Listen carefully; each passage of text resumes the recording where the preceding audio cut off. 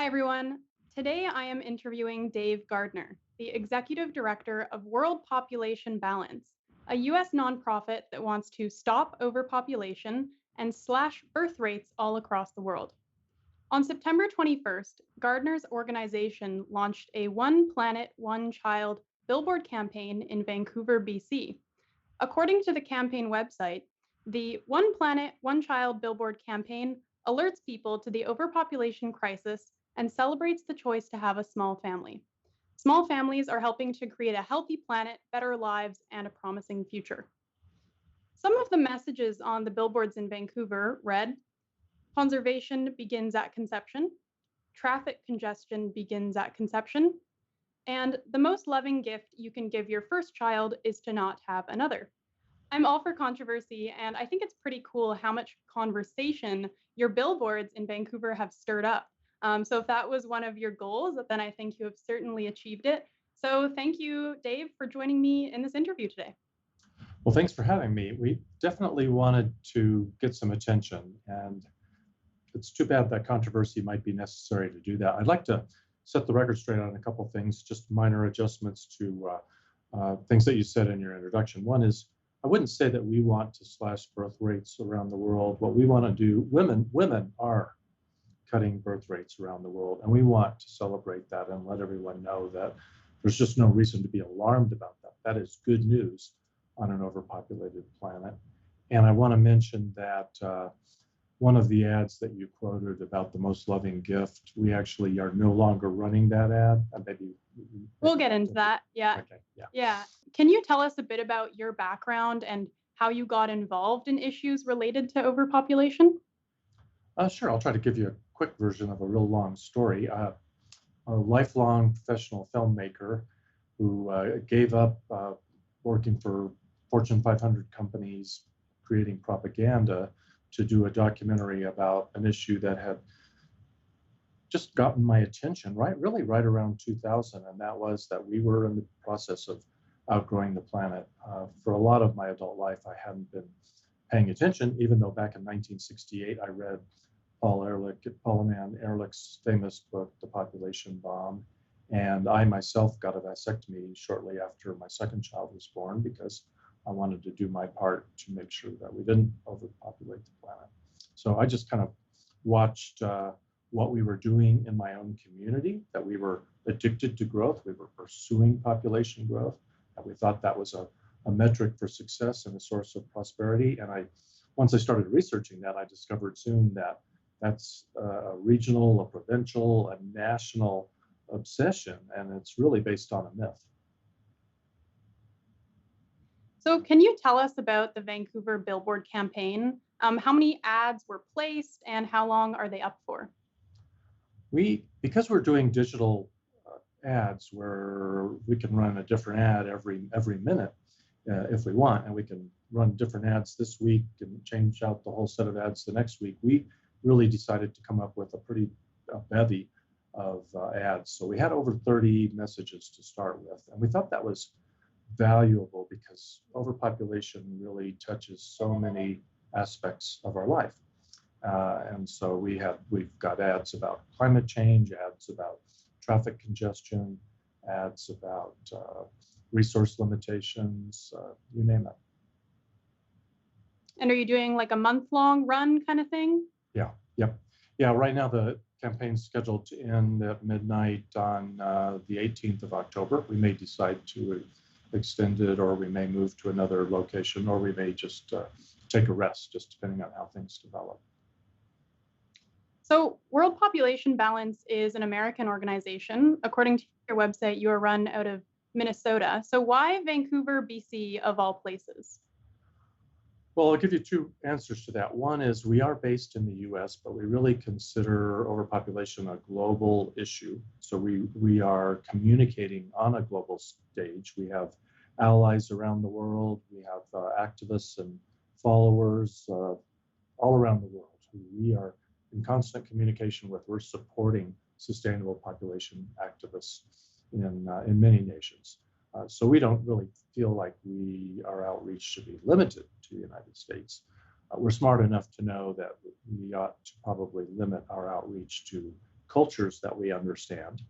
Uh, and then the other thing is that the Billboard campaign, we did an initial trial run with a month in Minnesota and Colorado, and we crowdfunded that.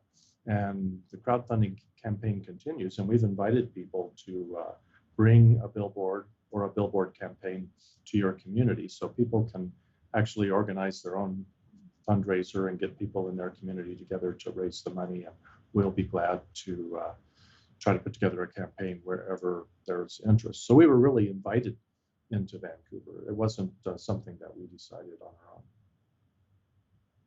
And so out of all the billboard campaigns you've done, has Vancouver been the most controversial, where you've received the most, heated response? Without a doubt. And there are two reasons, I think. One, it's the first time that we had the resources to do a really big splash. We're on a lot of billboards, 7 different really large format digital billboards and 10 different transit stop digital displays. That's a lot. We also did a pretty good job of making sure that the media got a hint about what we were doing. I don't know whether they probably would have discovered it anyway, but we kind of gave it a little bit of a boost, and that kicked off the controversy. And then actually the third reason would be we decided we should try to be a little bolder. Let's experiment a little. It's a real kind of a needle that we're threading with this, because we want to get attention, but we want to invite people into a conversation. We really don't want to push people away. We don't want to put people off. So it's challenging to come up with good ads that make people stop and take note and maybe learn something, or maybe are really inspired, motivated out of curiosity to go to oneplanetonechild.org and see what this is about. But we didn't really want to inspire anybody to hate us or fear what we were talking about. So in Canada, our total fertility rate is 1.47. It is at an all-time low. And for reference, the total fertility rate was 3.94 in 1959. And of course, the replacement rate is 2.1. So a lot of the criticism you received was that these ads should be in Africa or Asia, where fertility rates are much higher. Nigeria, 5.46 is the total fertility rate. Pakistan, 3.5. So how do you respond to that? We anticipated that we would get some of that, and we were glad to get that, because the subject of overpopulation has been brushed under the rug for a long time. People have been afraid to have open conversations about it, mostly because there have been some really poor attempts to do something about it in the past that were either racially motivated in some cases, or there might have been a lot of ignorance. They were targeted at certain populations. There were mistakes that were made. Okay, and so there's fear that if you're proposing that we address this issue, that you might be proposing something ugly. Well, how are we going to find out? How are we going to make sure that we don't make the mistakes of the past? And how are we going to find out that there are really beautiful solutions to this crisis? We find out by having open public conversation. So the conversation we're starting, we figured, okay, we're going to be hit with some of these ideas that are not productive. And that's probably the most common one is, wow, man, you're running these ads in the wrong place. It needs to be run in sub-Saharan Africa or Asia, these places where the birth rate is so much higher. And so this is an opportunity for us to educate people a little bit. And so our answer to that is, well, first of all, Canada has a huge footprint. It is making demands on the planet that are larger than its fair share, if you want to treat the world fairly, where everybody has equal access to the biocapacity of the planet.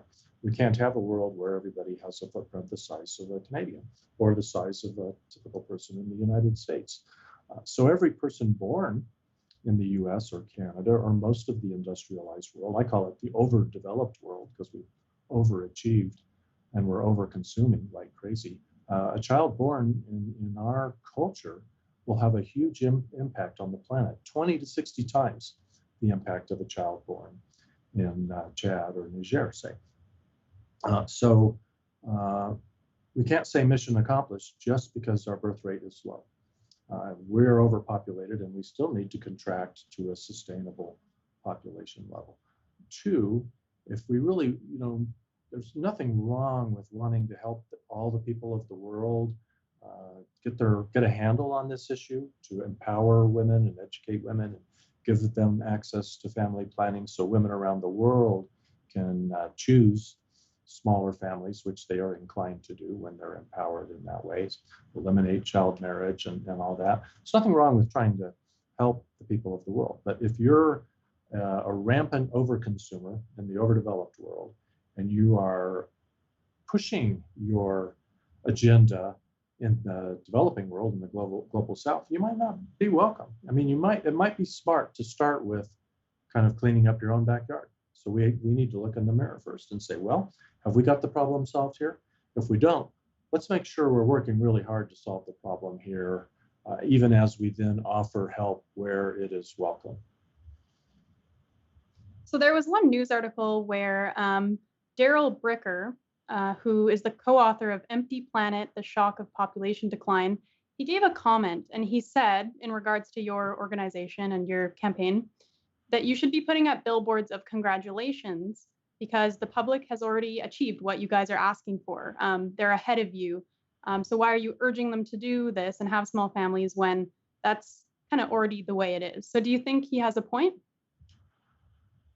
I think he's missing the point in a way, but I don't blame him for raising that issue. A number of our billboards say they celebrate what we're doing. We have a number of billboards that were up until Tuesday, and we're working hard to see if we can get them put back up, where we just have happy one-child families or child-free families proclaiming, we chose one, or we chose child-free. And if you go to the homepage of oneplanetonechild.org, it's all about celebrating the choices that we're making. We've got this great trend going. For the past 60 years, we have been voluntarily, just naturally choosing to have smaller and smaller families. We've cut the average family size in half.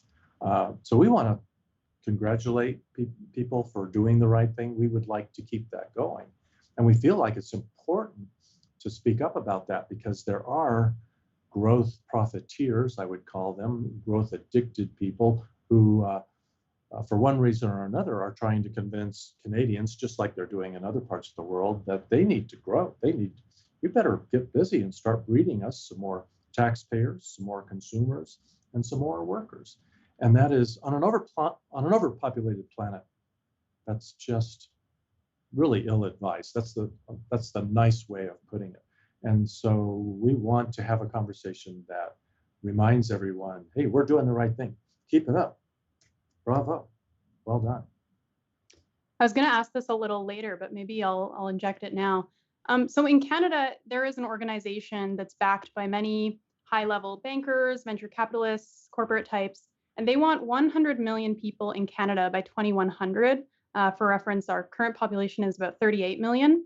That movement is called the Century Initiative, and they want the Canadian population to increase through domestic baby making, but mostly their emphasis is on higher immigration levels.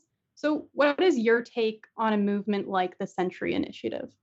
Well, I'm glad you brought that up because once I found out about the Century Initiative, I was convinced, wow, we are needed in Canada. We will gladly start this conversation in Vancouver.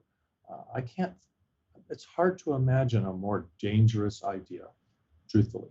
The idea that Canada should double or almost triple its population in the next 80 years in the interest of prosperity. If Canadians manage to do that, whether they do that by breeding more taxpayers, consumers, and workers, or by rating other countries of their most talented and ambitious people, either method on an overpopulated planet, you have to ask yourself, is that being a good global citizen?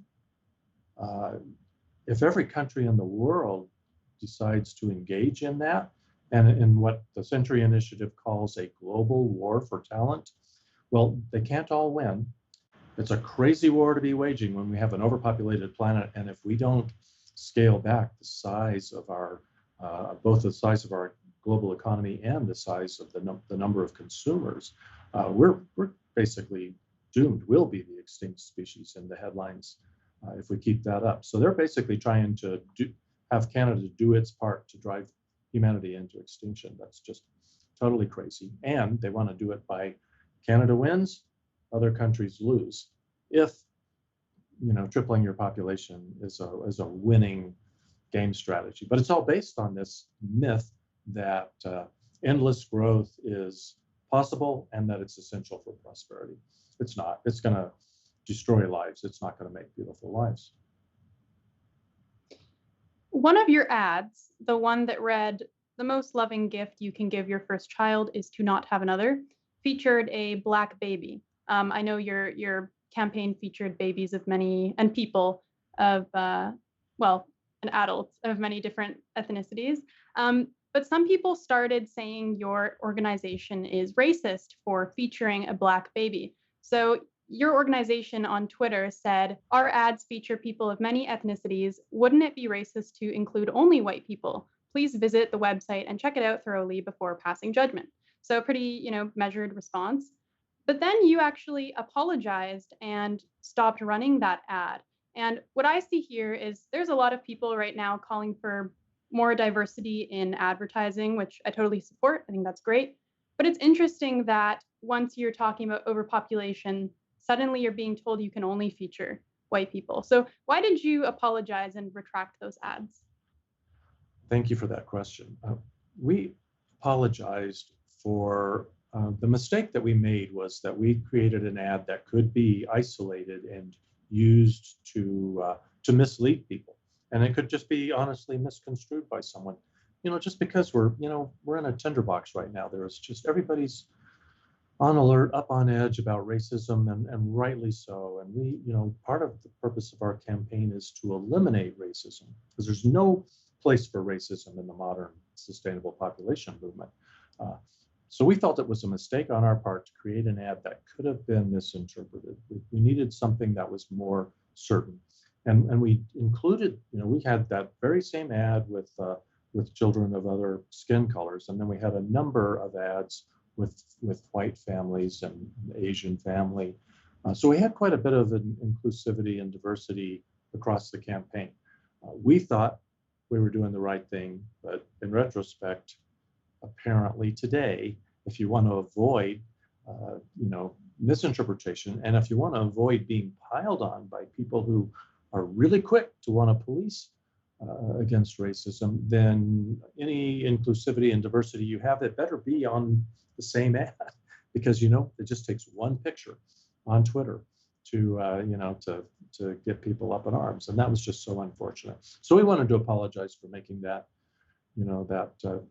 mistake in crafting the ad, and we should have been more careful about it. And it combined with the text about the most loving gift, which it was probably one of the bolder statements we made, and it's easy to jump to the conclusion that we're trying to tell you how many children you should have, and we don't want to give that impression. We really want to make sure everyone understands that we just want to encourage you and empower you to have the information you need and then make an informed decision. It's your decision. You may learn all you need to know about overshoot and the tenuous situation we are on the planet and still decide to have 10 kids. It's your business. On Thursday, October 1st, you put out a press release saying additional ads were removed Tuesday by the outdoor advertising firm whose billboards feature the campaign, relenting to public pressure. So I believe the advertising firm in question is Outfront Media. So what happened there? They're taking down your ads. Did you consent to that? How many are they taking down? Why are they doing this? I think that the typical outdoor advertising contract gives the firm the ability to respond to what gets learned. If there's a public outcry about an ad, they're entitled contractually to reconsider having granted their approval to run the ad. We're doing an advocacy campaign. There were outdoor advertising companies that made it very clear to us they did not really want to have a conversation with us. I applaud Outfront for being open to having a conversation and trying to find a way to allow us to start this conversation. Um, it's unfortunate. What I have heard, and I haven't heard anything specific from the outdoor advertising company, but I've gotten emails from people saying they've called the police, they've called the city of Vancouver, they've called the transit agency. There are a lot of people who made it their mission in life to silence us, to cancel this campaign completely. And, we wanted to invite people into the conversation with some bold, thought-provoking messages. We didn't want to have a hateful conversation. So we made a mistake, and I think that created a little bit of a extra controversy and firestorm. And so I'm not too surprised that we lost a few more of our ads, but we're working with them, and I think we're challenged to come up with some new ideas that are good conversation starters, and we'll make lemonade out of that lemon. So when I first heard about the campaign, I went to your staff page just because I'd never heard of your organization before. I saw you had a Vancouver Billboard coordinator. Next time I checked that page, his picture and bio was gone. And then I checked the page yesterday, and you said, or the website said, that you've been receiving so many threats that you took down all staff information. So what kind of threats and messages have you been getting? Have you been bombarded? Well, we feel like we've been bombarded. I don't know how visible that is out there in the public. I think it's probably pretty visible on Twitter, I expect. I'm really brokenhearted. I mean, it has been stressful that it kind of feels like an organized campaign to make sure that we go away and never want to have a conversation about overpopulation again.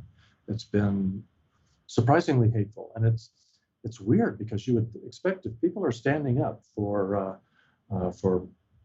humane, fair, ethical, respectful treatment of people with brown skin or black skin or anybody, if they're standing up for that, you would think that they would be loving, caring people. Well, the threats have been scary. So we have a couple of young members of our staff who I think they found it pretty frightening. And I got a text message the other day that I wouldn't show my wife, because if I showed it to her, she would beg me to stop being involved in this issue. That's how absolutely ugly and hateful they are. And it's really sad. So this is anecdotal, but I feel like when I was first in university, which is around 2012, my first year, overpopulation was something that people talked about as being worth combating.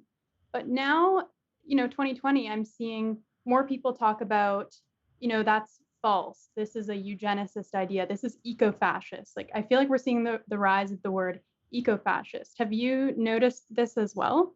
Yes. And that's another reason we felt like this conversation needed to happen.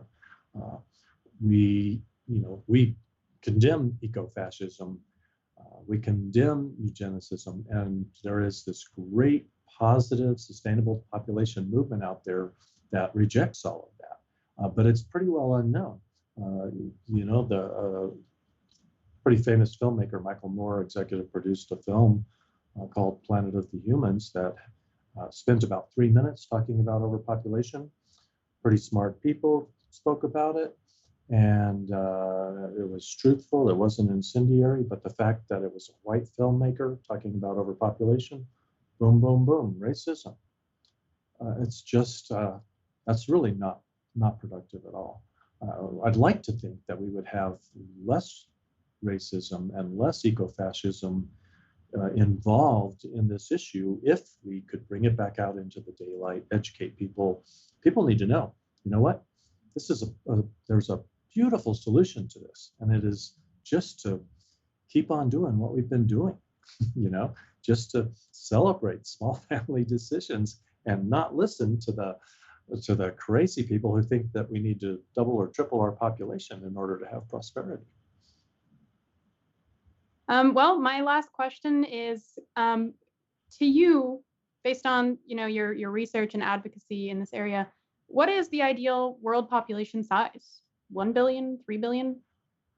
Well, let me first tell you that I haven't done the calculation myself. We basically turn to science. There's a good list of scientific reports on the website, and the scientists who have done the most serious inquiry into this estimate that 1 to 2 billion people would be a sustainable population level if we were all content to live maybe at a modest European lifestyle.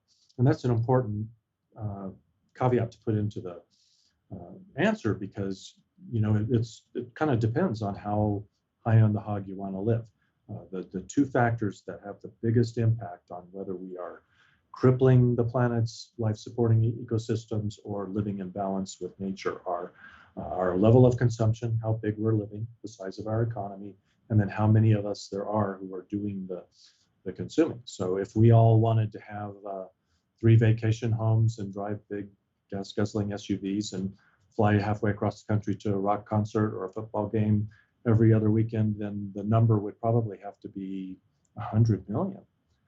If we were all willing to live like monks in a monastery, for lack of a better great metaphor there, we might be able to live in balance with nature at 8 billion. I don't know. And I don't know if anyone's done that calculation. But the calculation that I know has been done is, modest European lifestyle, about 2 billion. And if we just got down to about a one-child average family for 100 years, we'd be practically there. And it would only take 100 years. Don't have to have any legislation, no oppression, no one has to commit suicide, and nobody has to give up their, what would you say? No one has to live in a teepee, okay? Most of us aren't living higher on the hog than we really can at 2 or 3 billion. So we all have some work to do in the overdeveloped world. And we have a podcast called the Overpopulation Podcast, where we try really hard to just focus on the subject of overpopulation, but we can't help but let these other subjects filter in. And one of them is just reducing our population isn't the only part of the equation. We have got to really get a handle on this overconsumption and live more simply. And the truth is that it really helps you to reconnect with the joys in life. I try not to drive to meetings anymore. I try to get on my bicycle, use that for transportation as much as possible. And it's so much more fun. It is a joy to ride my bike in the outdoor air. And one of our staff members just gave up meat. She's giving that a try. She actually went car free a couple of months ago. So we're not suggesting that we can solve the problem just with one part of the equation. But it's a beautiful solution, and we have the chance to deliver a beautiful future to our children if we can just have rational conversations about it and overcome the fears that have been keeping that conversation silenced for at least the last 10 years. Well, I'm all with you on having rational conversations. I think this will be super thought-provoking for our audience. And thank you again, Dave, for joining me today. Thanks for having me.